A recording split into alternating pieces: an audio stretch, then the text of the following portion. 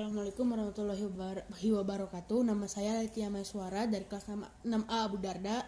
Hari ini saya akan menceritakan kisah Nabi Isa dan Nabi Yahya. Nabi Yahya adalah anak dari Nabi Zakaria bin Muslim bin Nathan bin Sulaiman.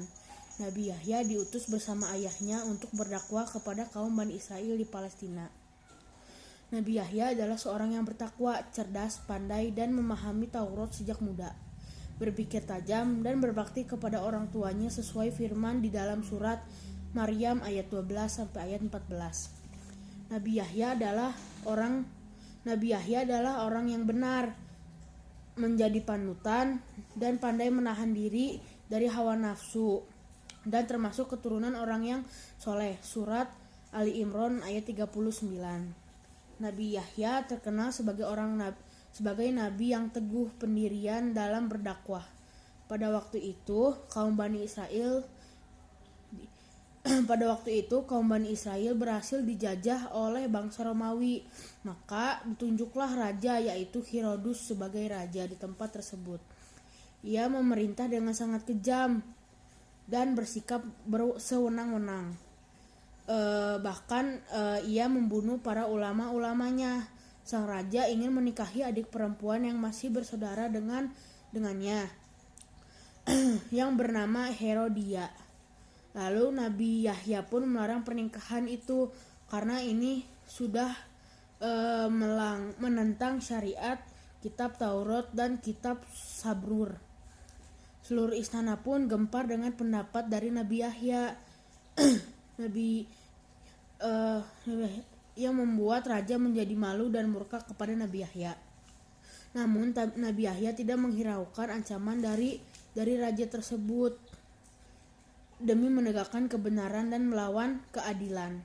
Lalu Herodia pun marah kepada Nabi Yahya yang menghalangi keinginannya untuk menikah dengan Herodus. Namun usaha Herodia gagal dan Herodia bersumpah akan menghancurkan Nabi Yahya. Lalu karena nikah mereka dihalangi oleh Nabi Yahya, akhirnya mereka berencana untuk menangkap Nabi Yahya dan membunuhnya. Penangkapan dan pembunuhan itu pun terjadi dengan besar-besaran.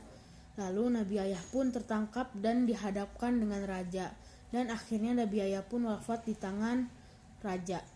Lanjut kita ke kisah Nabi Isa. Nabi Isa adalah salah satu dari Rasul Ulul Azmi. Ia dilahirkan pada 622 sebelum Masehi. Namanya disebut 25 kali di dalam Al-Quran. Ia diangkat menjadi nabi pada tahun 29 Masehi dan ditugaskan berdakwah kepada kaum Bani Israel di Palestina. Nabi Isa disebut Isa Al-Masih karena Allah menjadikan Maryam memiliki anak atas kehendak Allah tanpa seorang ayah. Malaikat Jibril pernah berkata pada surat Maryam ayat 19 sampai ayat 21. Kelahiran Maryam ini bukti bahwa tidak ada yang mustahil bagi Allah Subhanahu wa taala. Namun saat Maryam melahirkan Nabi Isa, semua kaum di desa menghina, menuduh Maryam. Pada saat itu Allah menyelamatkan mereka melalui perantaran bayi Nabi Isa yang dapat berbicara layaknya seperti orang dewasa.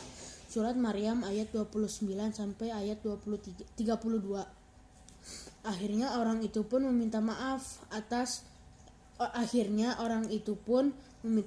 kepada Maryam atas hinaan yang telah diberi kepada Maryam. Tetapi bukan berarti bayi Isa anak Allah, tetapi bayi Isa adalah Rasul yang diutus oleh Allah, sebagaimana yang dijelaskan di dalam surat Maryam ayat 34-35. Nabi Isa diutus oleh Allah untuk menyelamatkan kaumnya dari kesesatan ajaran tauhid, bahwa tidak ada Tuhan yang patut disembah kecuali Allah Subhanahu wa taala. Lalu kaum Bani Israel sangat menentang dakwah Nabi Isa. Mereka hanya percaya kepada ajaran nenek moyangnya, yaitu menyembah patung berhala. Namun Nabi Isa tetap gigih, juga tidak pantang menyerah untuk terus menyampaikan dakwahnya. Walaupun sudah tampak jelas bukti kenabian Nabi Isa dengan mukjizatnya yang diberi oleh Allah, hanya sedikit orang yang menerima dakwah Nabi Isa. Mereka menganggap mukjizat dari Allah itu adalah sihir. Surat Al-Maidah ayat 110. Salah satu mukjizat Nabi Isa adalah mengabarkan kedatangan Nabi Muhammad sebagai penutup para nabi dan rasul. Surat As-Saff ayat 6. Ada beberapa yang membantu dakwah Nabi Isa ke pelosok negeri yang masih dibeleng kesesatan. Dan akhirnya semakin banyak pengikut Nabi Isa. Hal ini membuat kaum Yahudi semakin kesal dan mereka merencanakan pembunuhan kepada Nabi Isa. Cara membunuh Nabi Isa adalah dengan menghasut kepemimpinan raja. Mereka menyampaikan fakta yang tidak benar kepada pemimpin.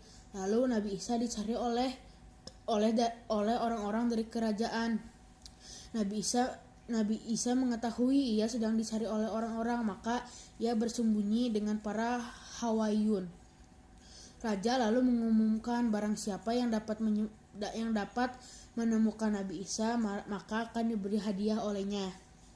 Karena tergiur dengan hadiahnya, ada satu orang dari kaum Nabi Isa, yaitu Yudas Iskariot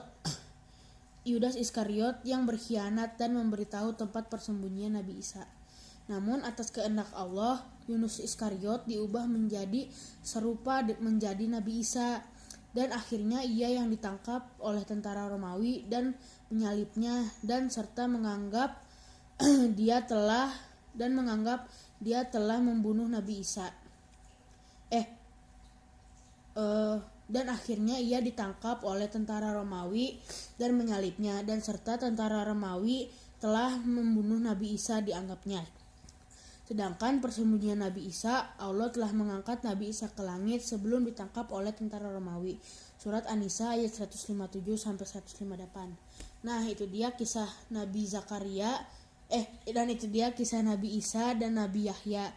Sekian dari saya, Raditya Maheswara dari kelas Abu Darda. Assalamualaikum warahmatullahi wabarakatuh.